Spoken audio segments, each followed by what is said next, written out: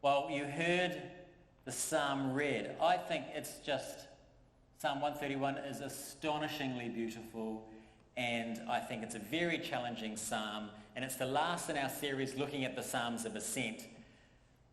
It's short, just a couple of verses, but if you take on what it says, I think it can change your life. So we're going to jump straight to verse 2 and then come back to verse 1, and that'll make sense shortly. We're going to jump straight to verse 2. These are the words of David, and he says, I have calmed and quieted my soul. In other translations, it simply says, I am content. I'm content. And contentment in the 21st century, I think, is a very rare thing. Rare because it's just too easy to get caught up, swept up with our desires and jealousies for more, for more, for more.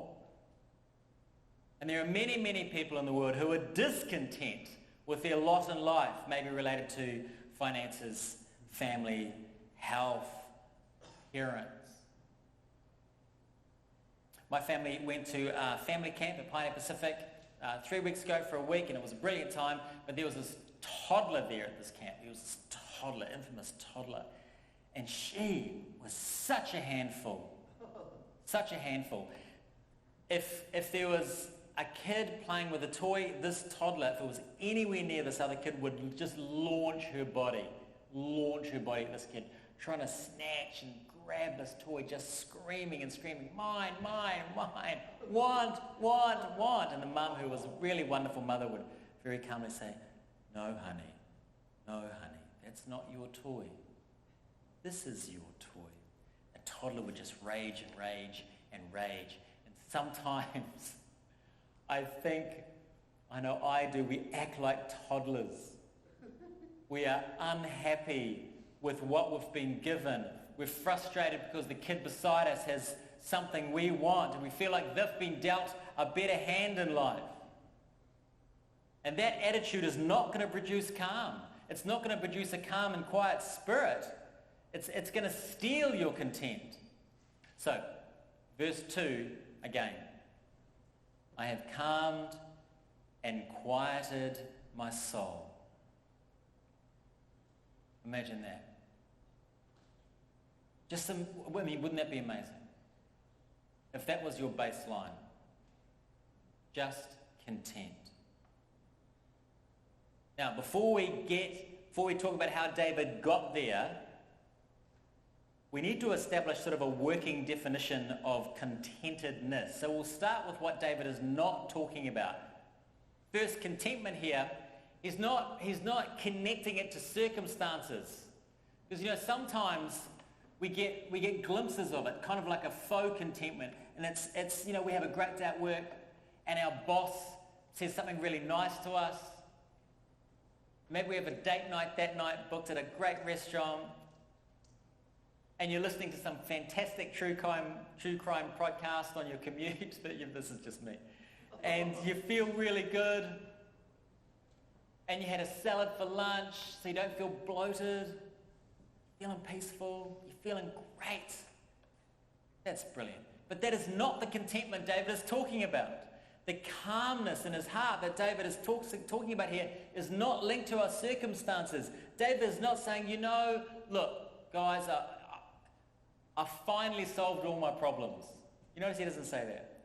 He doesn't say, I'm in a really great place financially and relationally. I'm the king, so I've achieved a fairly significant career milestone, and I just feel really good about life. That's a good feeling. But it's not the contentment he is talking about in the psalm. Now, the Apostle Paul in the New Testament is helpful to us here. Let me read Philippians 4, 11 to 13 to you. I have learned in whatever situation I am to be content.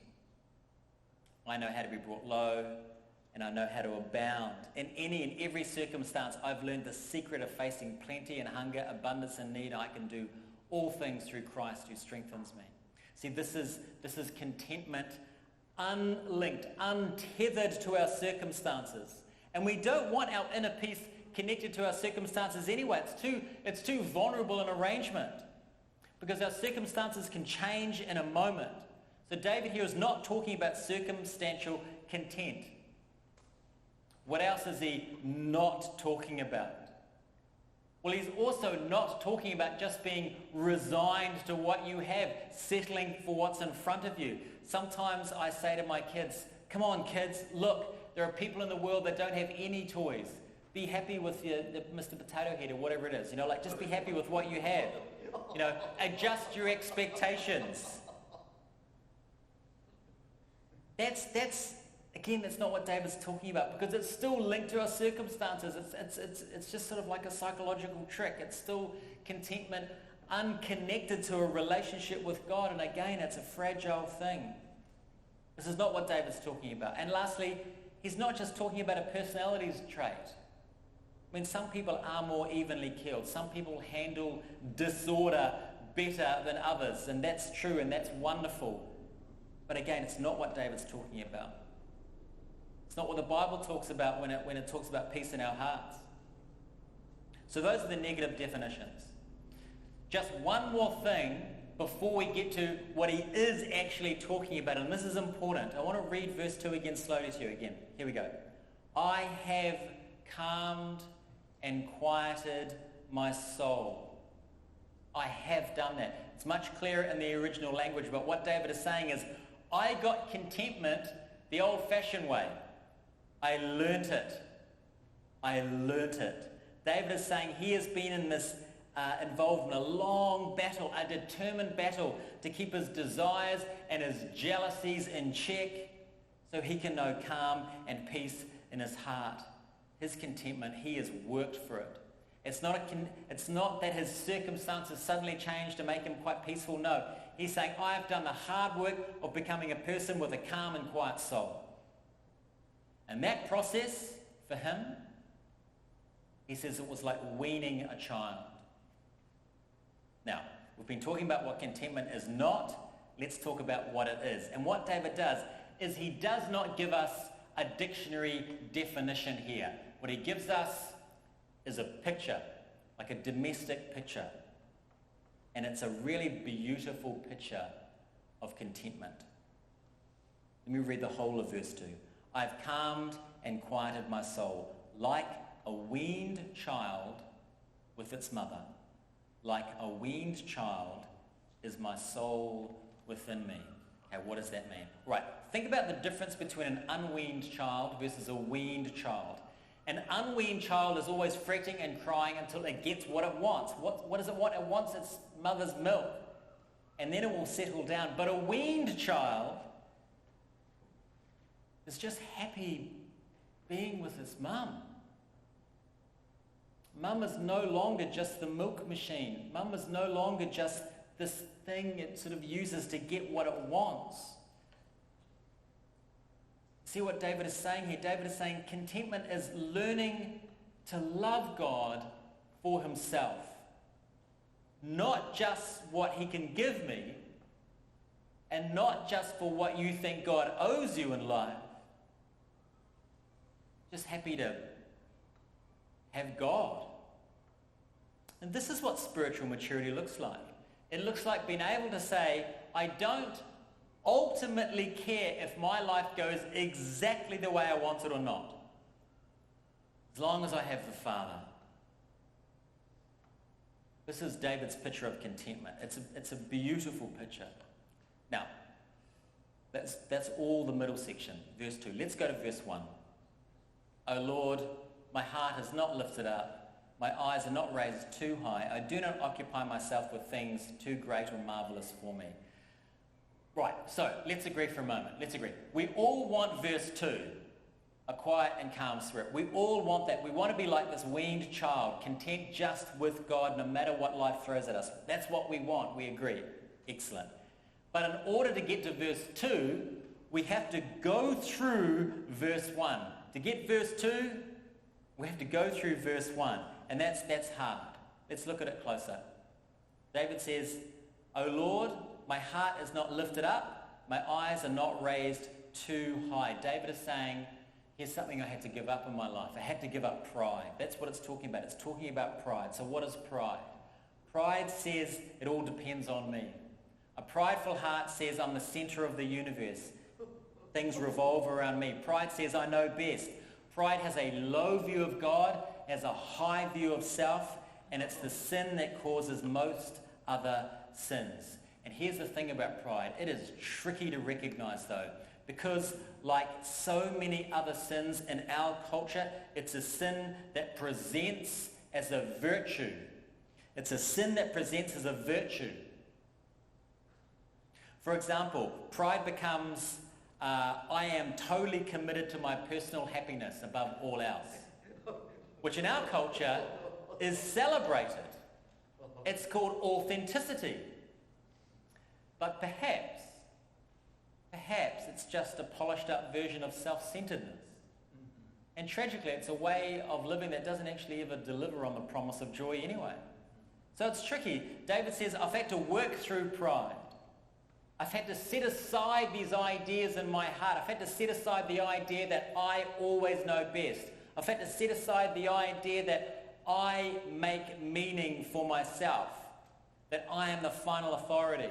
And this is a journey towards spiritual maturity that we all must go through. We need to set aside our vision for personal flourishing and submit it to God's sacred order and his divine plan for our life.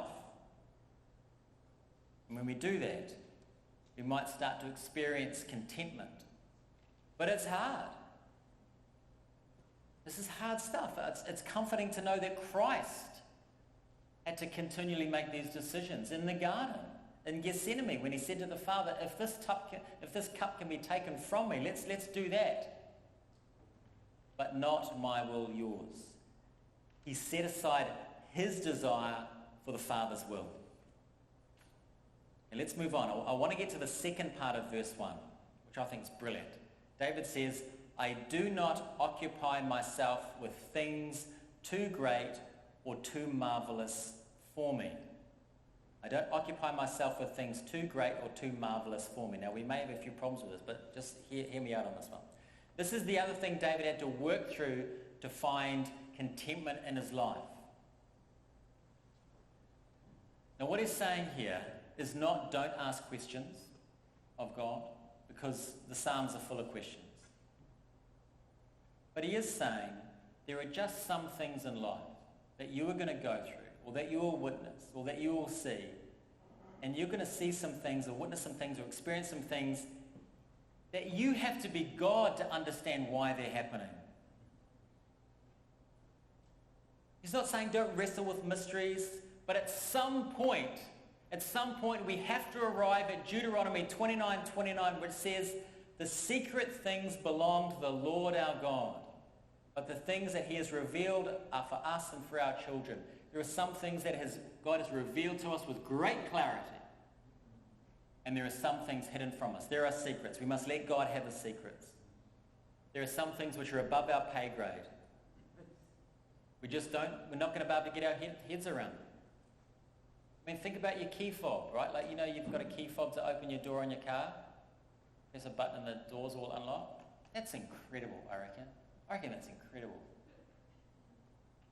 You guys, we have no idea how it works, right? But we think we can wrap our heads around what God is doing in the world, and we think we can put him, judge God, what he's up to. Why did you let this happen? Why did you let this happen?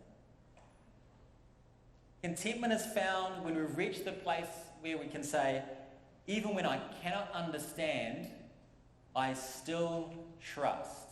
And again, this is hard. This is weaning. This is the process of weaning.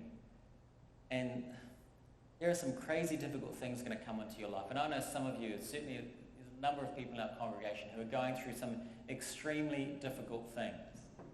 We must, as Christians, we must train our brains. We must remember that these things that come into our life do not come haphazardly into your life, but they come in the Father's wisdom. This is not an easy truth to hear.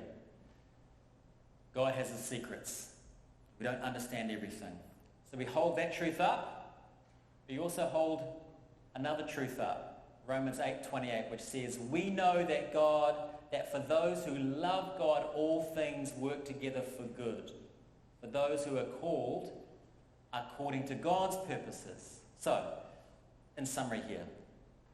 David says here, I'm not going to fret over questions that I know I will not get an answer to. Rather, I'm going to trust that God knows what he's doing, even the most difficult things in your life. Folks, even the evil things that happen to you in your life. God is God enough to sweep those things into his plan for you and the community. So believing this is one of the keys to experiencing contentment. Again, difficult truths. Spurgeon said of Psalm 131, he said it's one of the shortest psalms to read, but one of the longest to learn. Let me finish up here. And rather than finish up with a really clunky summary, which I'm prone to do, I want to read a short poem written by Amy Carmichael. Amy Carmichael was a Protestant Irish missionary to India in the late 1800s. She was there for 55 years, never furloughed back to the UK. Just an astonishing woman. And she set up a mission there to rescue children from Hindu temples. And the situation was this. People who didn't want their kids or didn't know what to do with their kids would basically just give them to these Hindu temples, and then these children were forced into child prostitution to make money for the temples. So she would go in there, rescue the kids, and she rescued over 1,000 kids during her life.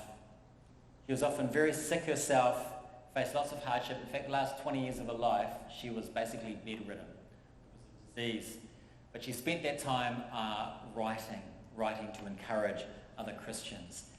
She had a treasure greater than anything the world could offer her. She had Jesus.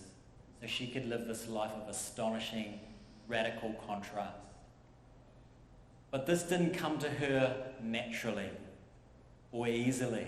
And we know that through the poetry that she wrote. So to finish, I want to read one of her poems, which I think is a reflection on Psalm 131. She wrote this, and I'm going to read it twice for us. She wrote this. And shall I pray you change your will, my Father, until it be according unto mine? But no, Lord, no, that never shall be. Rather, I ask you, blend my human will with thine. I pray you hush the hurrying, eager longing. I pray you soothe the pangs of keen desire. See in my quiet places wishes thronging. Forbid them, Lord, purge though it be with fire, and work in me to will and do your pleasure. Let all within me peaceful, reconciled, rest all content in my beloved's leisure. At last, even as a weaned child. Now, I want to read that again to you, but perhaps you could take a posture of prayer in your heart, and this could be a prayer you pray to Jesus.